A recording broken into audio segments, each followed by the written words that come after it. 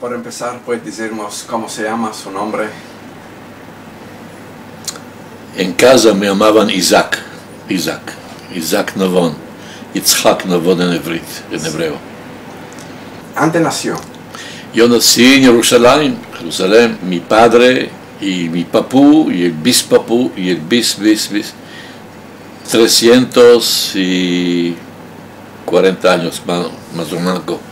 Era 1670, vino el primero de la Turquía, vino a Jerusalén. Eran dos hermanos y... ¿Y en qué año naciste? 1921, tengo hoy 85 años y otro mes ya va a ser 86. Mi padre se llamaba Yosef, y mi madre Miriam. ¿Y ellos también nacieron en Jerusalén? Mi padre sí. Mi madre no, ella nació en Marruecos. El papú, es decir, el padre de ella era rabino en un lugar no grande que se llamaba Azimur, al sur de Mazagán, de Casablanca, por ahí por abajo, al sur. Y según lo que sabemos, él tenía un sueño, soñó una noche, que vino Eliyahu Naví a él. Le dijo, ¿hasta cuándo vas a estar aquí sentado y gozando de la vida, mientras Jerusalén está sufriendo, Jerusalén? Y despertó de ese sueño y se levantó. Algunas semanas tomó a la mujer, que es la Minona, Hana o Nina se llamaba, y la hijita de 4 años, Miriam, que después fue mi madre, Miriam, y andaron meses hasta que llegaron a Jerusalén. Llegaron aquí y él abrió una escuela de estudios de rabinos, una yeshiva, y nacieron aquí ellos, nietos. Mi padre era director de una institución que daba comida a los pobres. Era un hombre generoso, Strauss de la América. Estuvo aquí de visita y vio el hall, cómo vivían aquí. Hubo muchos pobres. Yo hablo de antes, más de 100 años atrás. Y él hizo una obra muy hermosa, muy buena, muy importante. Y él 30 años lo quiso. Él era maestro y también tenía una letra muy hermosa. Escribía Sefer Torah, Tefilín, Mezuzot. Una escritura hermosa tenía. Hablaste de tu papú, el rabino Benatar. Sí. ¿Tú lo conociste? Sí, yo tenía 3 años cuando él murió, a Makodro. Makodro estaba estudiando día y noche con libros y gente, rabinos, y cuando él quería beber chai o café, tenía una campanica chica, daba así con la campana, yo iba, corría, ¿qué es lo que quiere? Quiere chai, quiere café, y yo le iba, le traía, y él me daba un confitico, un beso y un confitico, y me acuerdo que tenía olor de tabaco, sí, tenía en la barba un poco de manchas de tabaco, una sonrisa, cara de risa tenía. ¿Y hasta qué edad vivió? ¿Hasta qué edad tenías tú cuando murió? 3. ¿A 3 años? Sí, murió. Sí. ¿Y a tu babá la conociste? Sí, claro, ella murió a la edad de 99 años. Sí. Y ella murió, yo no estuve aquí en Jerusalén cuando ella estuve fuera de aquí. Y una mujer extraordinaria, una mujer noble. Sí. Hana Benatar. Ahora, en tu propia familia, sí. ¿Cuántos hermanas tenías? Nacieron 9, quedaron 4.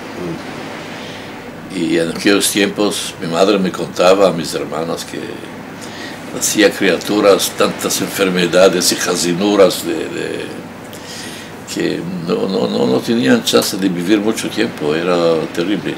5 murieron, criaturas. ¿Y los 4 que quedaron, quiénes son? Esther es la grande, ya no está con nosotros. Esther, que era una gran guisandera, ¿no? Sí. Y la otra es Fortuné Mazal. Ainda está con nosotros, yo que le mande salud porque está sufriendo la jazina, tiene 92, 93 años de edad. Yo la visité la semana pasada, fui a visitarla y además estaba entiende, y sí, ella es la historiadora de la familia.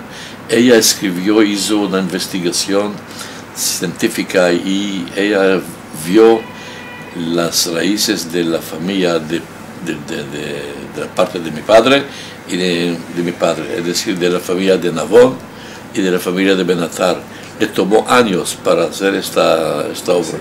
Y gracias a ellas que sabemos, así nos interesó mucho saber quién era, cómo empezó. Después nos arrepentimos, ya era tarde. Mazal que ella se ocupó de esto. Y ahora ya sabéis qué es la raíz de vuestra familia. Sí, sabemos. Cientos de años. Muy bien. Esther y Mazal. Y Víctor.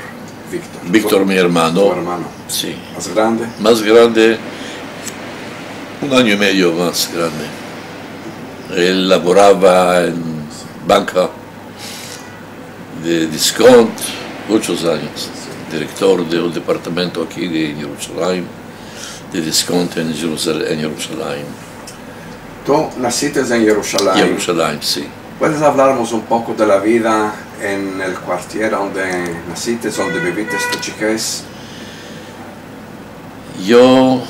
Vivíamos en un cuartier que se llamaba Ohel Moshe, que llevaba el nombre de Moshe Montefiore,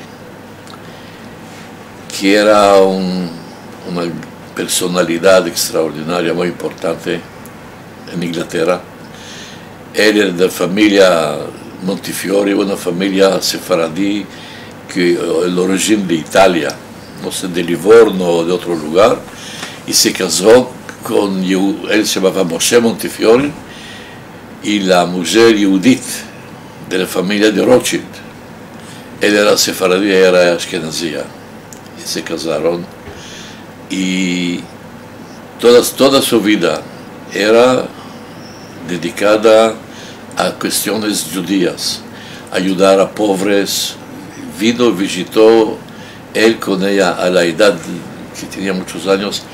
En aquellos tiempos no eran aeroplanes, venía con vapores, le tomaba semanas para venir, llegar a Yafo y de Yafo a Jerusalén en estas carrozas con caballos que me venía 1 vez, 2 veces, y él construyó lugares. Hay 5 lugares que se llaman con Moshe: Ohel Moshe, Maskeret Moshe, Zichron Moshe, Kiryat Moshe, Yemin Moshe. 5 quartiers que él fraguó y vivimos en uno de ellos. Es como un centro de comunidad. Es decir, los vecinos, hay un quartier que vive en Sefaradim, otros que viven en Ashkenazim, otro, según, así Jerusalén es varios quartiers, y es muy íntimo, la gente conoce, una mujer ya sabe lo que guisa la otra, que es lo que tiene de la cocina, que es el jamín que va a hacer para el Shabbat, que metió huevos jaminados, o no, patatas, o habas, ¿sí? Y todas, claro, cuando hay lavado, día de lavado para la lavandera, hacen habas y arroz. Bueno, toda la vida come habas y arroz. Y teníamos 3 cales, uno el cal grande, otro que se llamaba el cal chico, nombre de Taranto, y otro cal de los Nañotes, de mi familia Cohen, de Yanina, de Grecia. Pero todos eran sefaradim, hablaban español, todos ladino. No había entrada para automóviles, ni carrozas. Había puertas de fierro, a la noche se cerraba que no entren ladrones, bandidos, cosas, ¿sí? Y quien llega tarde tiene problemas, no puede entrar. Era un problema. Al pasar el tiempo se trocó esto, claro. Y como es lugar cerrado, no puede entrar. Es un Gan Eden para criaturas. Jugar, pelear. No, la madre envía a las criaturas afuera, no tiene preocupación, ¿qué va a hacer? Tumbiles, ladrones, nada. Y se conoce, se hace como una familia. Estamos hablando de un tiempo que no hubo electricidad, no hubo agua corriente, teníamos que ir a los pozos, tomar agua con cubos. Ahí decíamos cubos, sí, cubo.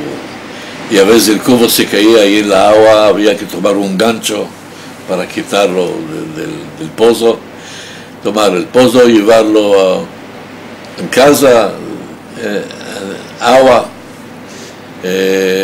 gas no hubo, ni electricidad, claro que eso era otra.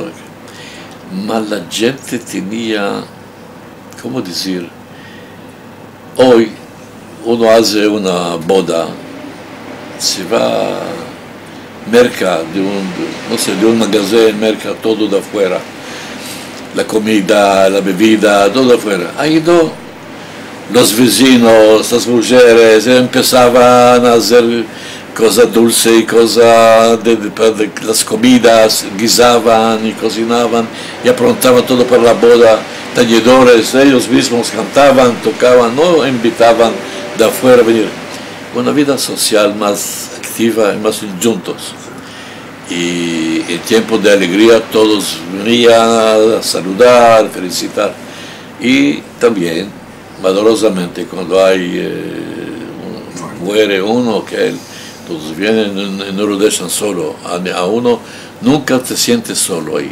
Siempre hay gente al lado. Hoy puedes vivir en un edificio que tiene 10, 12 tabacas. Yo morí una fragua de 12 tabacas. Créame, yo no conocía quién vivía ahí. Un día en el ascensor encontré uno, me dice shalom, shalom. Me dice, tú no me conoces, diciendo, estamos 2 años que vivimos juntos. Sí, dije, pero yo no lo conocía. Esto no existía en aquel tiempo, también no hubo casas así.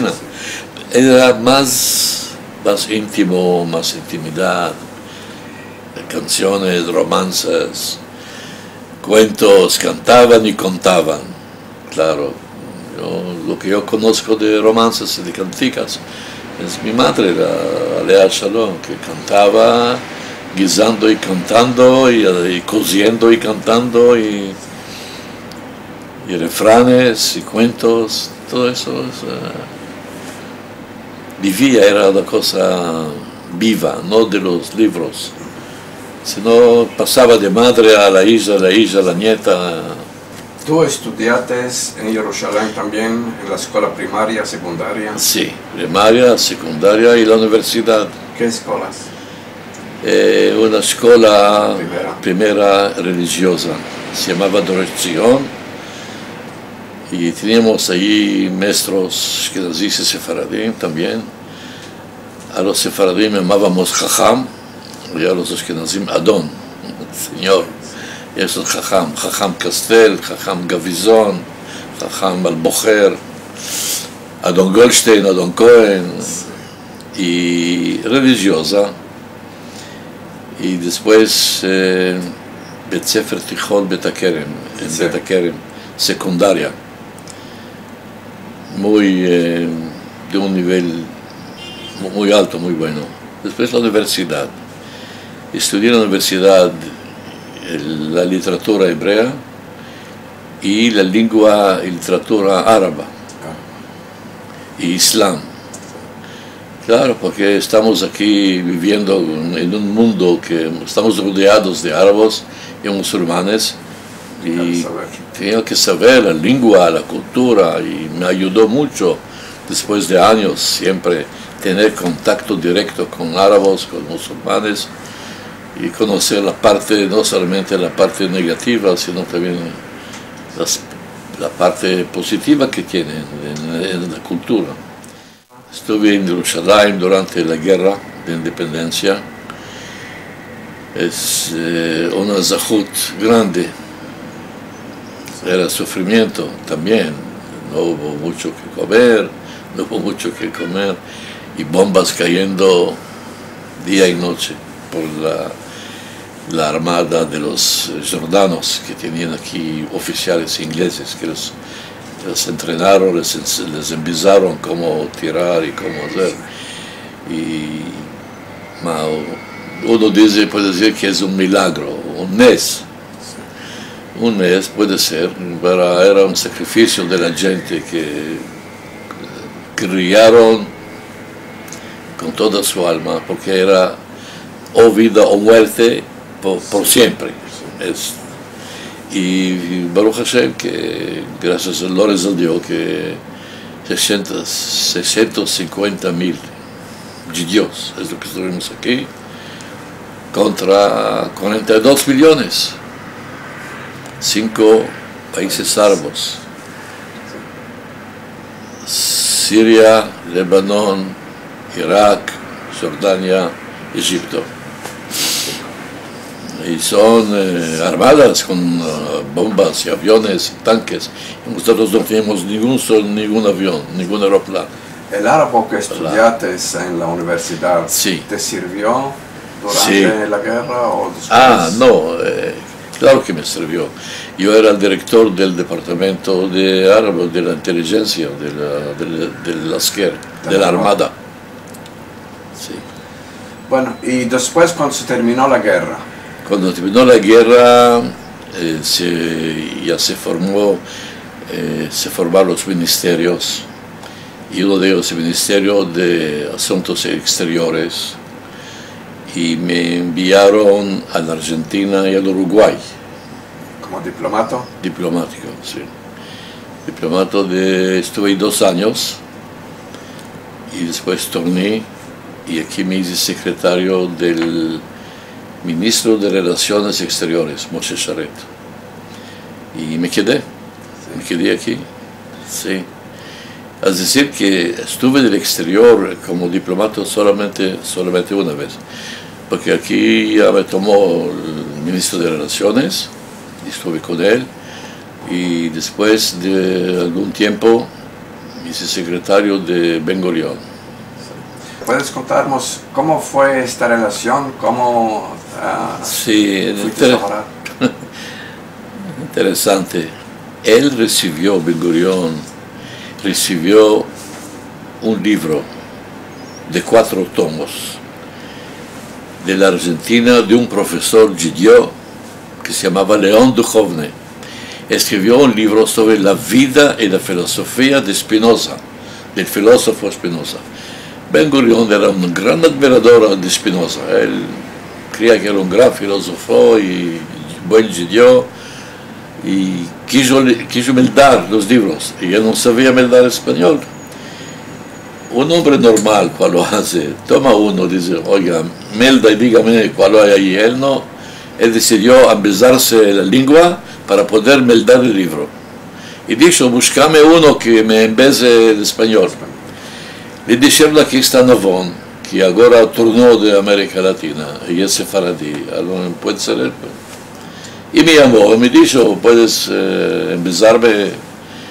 Le dije, puedo empezarle lo que yo sé, pero lo que yo sé es solamente 2 años que estuve en la Argentina. Es 2 años, los 2 años es mucho. Empezamos. Y es así que empecé a empezarlo, español. Libros, diccionarios, gramática, y meldando este libro. Y cuando hay tiempo de hacerlo, generalmente cuando el viernes de la tarde, después de mediodía, iba a la casa de Tel Aviv, la mujer no le agradó esto. Esto es, viernes de la tarde es tiempo para los niños, los nietos. ¿Hasta cuándo va a verlo a los nietos? Le dije, ¿qué quieres de mí? Dile a tu marido. Sí. Bueno, entonces, después, el secretario que tenía él el chef de cabinet que tenía él, dijo, porque la mujer le dijo, tenemos criaturas, tú te vas a laborar, las criaturas están durmiendo ainda. Tornas medianoche del laboro y ellos ya están dormidos. No puedo yo engrandecer las criaturas sin padre, o yo o Ben Gurión. Y el Ben Gurión la llamó, le habló, le dijo.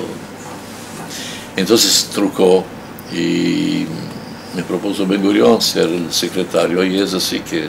¿Cuántos años estuviste? 11. Secretario de Ben Gurión. 11 años, sí. Y hubo muchos acontecimientos en esta época. ¿Te acuerdas, por ejemplo, del viaje a Burma? Claro que me acuerdo muchas cosas. Las decisiones más importantes de la historia del Estado de Israel fueron hechas por él, a veces contra oposición muy grande. Y la política, las cosas más importantes, él las decidió, claro, asegurando una mayoría. Por ejemplo, las relaciones entre Rusia y América, entre el este y el oeste. Aquí hubo una gran simpatía a Rusia, porque guerrilló contra Hitler, Rusia, y salvó judíos y esto. Entonces hubo aquí una gran simpatía para los comunistas, para Rusia. Pero él estuvo en contra porque era un régimen de dictadura. Él dijo, es una dictadura, es un... como son ahí, viven como esclavos y es dictador, eso. Nosotros queremos democracia y ahí no les dan permiso a los judíos ni Meldar Ivrit, ni la Biblia, el Tanaj, ni la ley, ni les dan el derecho de salir de Rusia, ese modo de país. Entonces escribió muchos artículos contra de. Entonces tomar al país, al pueblo, de una parte a la otra, y fue una decisión muy importante. Después, reparaciones de Alemania, relaciones con Alemania, aceptar compensación de Alemania, sí o no. Esto fue un debate muy fuerte aquel. En fin, pues la guerra del 56. Sí. Contra Egipto. Cómo preparar, sí, contra Egipto, cómo preparar, cómo hacer... en fin, hay muchas cosas. Burma es otra cosa, ahí es él decía, conocemos al Islam, conocemos al cristianismo. Los cristianos nos conocen la Biblia, el Tanaj. Los musulmanes conocen, saben lo que se trata. Pero los budistas, cientos de millones, ni conocemos vosotros cuál es la ley de ellos, ni ellos conocen vuestra ley. Y eso no es lógico. Y él tenía libros y libros, cientos de libros sobre el budismo. Dice, el mundo hay cientos de millones, debemos tener contacto con esa gente. Y es por eso que con Burma y con Ceilón y eso, Camboya, Laos, esos lugares, tener contacto con ellos. Ahí hay 2/3 de la humanidad está ahí, en esos lugares del Oriente lejano. Y para esto estuvo un cierto tiempo en Burma. Estuvo cierto tiempo. Primero estuvo aquí el primer ministro de Burma, uno. Y después de algunos años fue Ben Gurión a Burma. Y ahí estuvo. Entre otras cosas quiso hacer meditación. No lo hizo no le salió tan bueno. Más discusiones con hay gente de la ley budista y libros de budismo. Y yo hice meditación ahí algunos días, y es muy interesante. ¿Cuándo fue que te casaste? En el junio 25 de 1963. Ofira. ¿Cómo vos conocisteis? Un amigo nos hizo la conocencia. ¿Y tuvisteis ellas? Ya sufrió mucho, no pudo tener criaturas, fue médicos y tratamientos aquí y en París hubo y un médico que pudo ayudar un poco. Entonces adoptamos una criatura que tenía 3 meses, nada más, que la queríamos mucho, pero era una criatura, la hicimos en casa y después de un año nació el hijo y después ya no. Eres. Ella se llama Naamá, hoy tiene 33 años y él Eres 32 años. ¿Qué hacen? ¿Ya laboran por su cuenta? Sí, laboran. Él es abogado. Sí. Ella labora en el Buró del Primer Ministro en contacto con la televisión y prensa, cosas semejantes. Un capítulo importante de tu vida fue la presidencia. ¿Nos puedes contar? Para eso necesita algunas horas, ¿no? En pocas palabras. Bueno, yo quise ser presidente, no por el honor, que es un gran honor, mas viendo la sociedad nuestra, yo dije que un presidente puede hacer mucho en el campo de los sentimientos de la gente. Es un país, recibimos inmigrantes, de 102 países, hablando 81 lenguas. ¿Cómo se hace una nación de todos estos? ¿Y cómo se da la sensación y sentimiento que cada uno que viene de un lugar, de Rumanía o de Marruecos o de Irak o de Inglaterra, que el pueblo los respeta, que queremos conocer su cultura, al mismo tiempo hacer dos cosas que nos parecen opuestas una contra la otra? Por una parte, dar valores morales y culturales a todos, comunes, para forjar una nación. Por otra parte, dar expresión a la cultura de cada jefe, de cada comunidad y comunidad, porque tienen de menester mostrar que son ellos. ¿Y quién puede hacer esto? Un presidente, que es el símbolo del Estado, cuando se acerca a los húngaros, a los búlgaros, a los iraquíes, a los yemeníes, habla con ellos, se interesa en la cultura, es una labor muy satisfactoria, muy importante. Y después, no hay que olvidar aquí, hoy ya es más de 1 millón de árabes, musulmanes. ¿Cómo se hace las relaciones con ellos? Porque son palestinos y hay un conflicto. Un árabe, miembro del parlamento, me dijo, él se llamaba Abdulaziz Robi, dijo: yo soy un árabe israelí, mi pueblo es el pueblo árabe, mi estado, el país, es Israel, es mi país, y hay una situación de guerra entre mi pueblo y mi estado, y yo estoy en medio metido. ¿Cómo se hace un conflicto interno? Entonces hay que hablar con ellos. Yo, como sabía el árabe, la lengua, era más y hablar con ellos. ¿Y con los druses también hubo relaciones? Sí, los druses también son una minoría, no son como los árabes, hablan árabe, pero son una secta religiosa separada. Y hay cristianos también, claro. Entonces hay que tomar en cuenta cómo elaborar.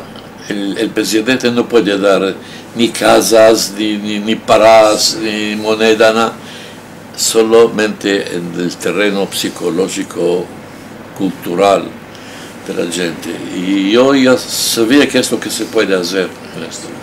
y gloria a Dios, gracias a Dios que me salió, me parece bueno.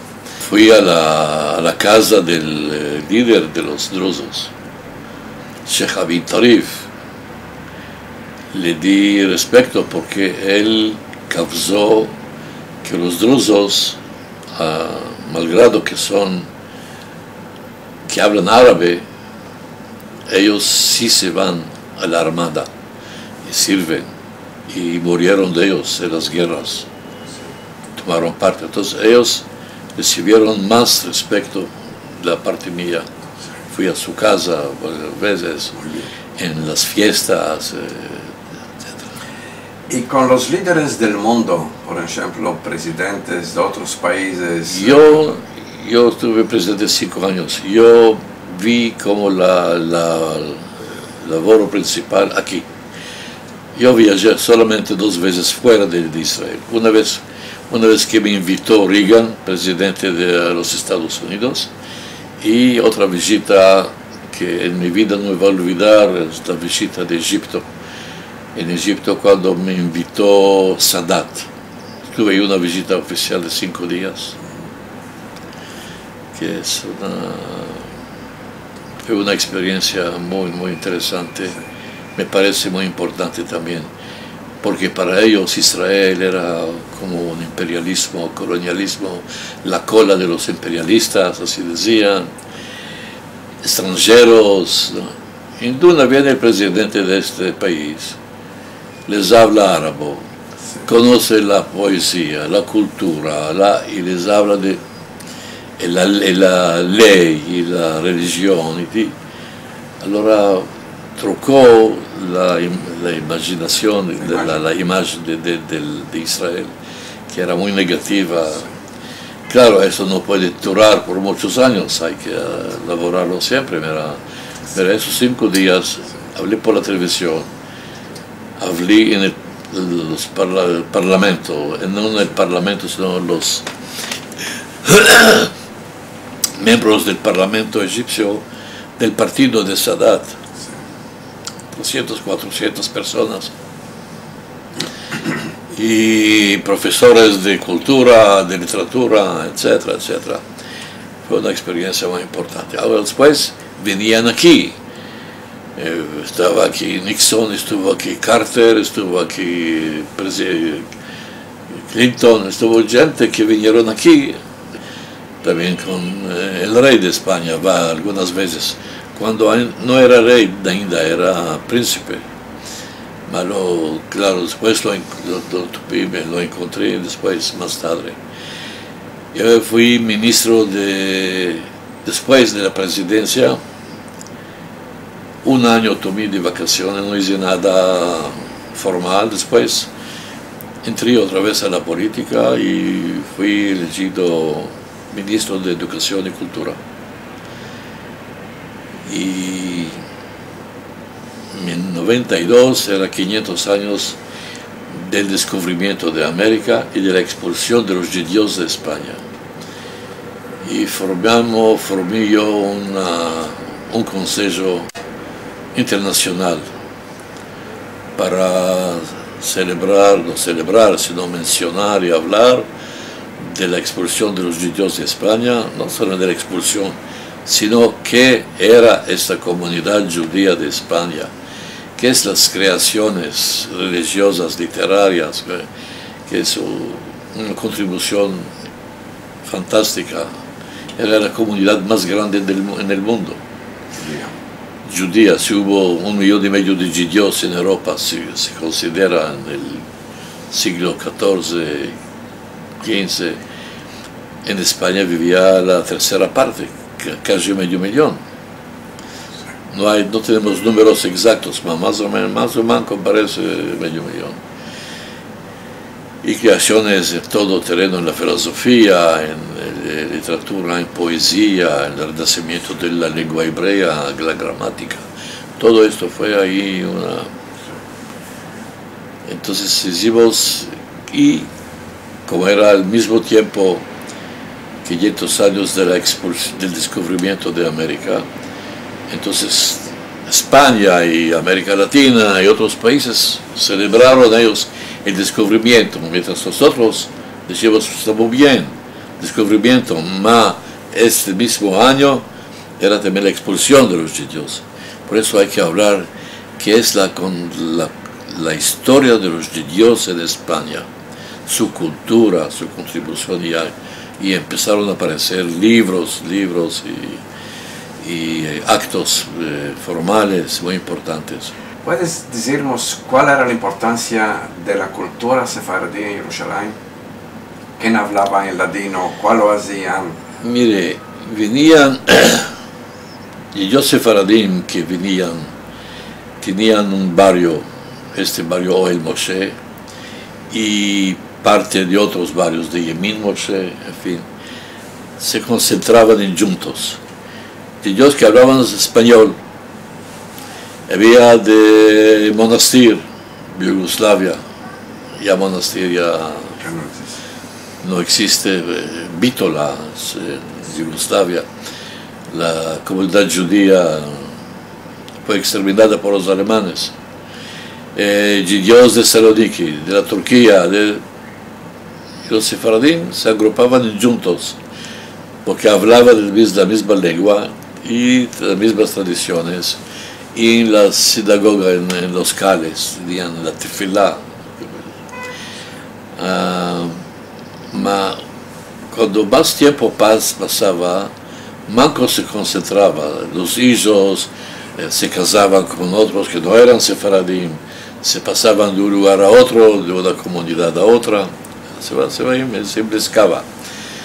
Y aquí hubo la comité central de los sefaradim de Eretz Israel, era aquí en Jerusalén y de ainda es.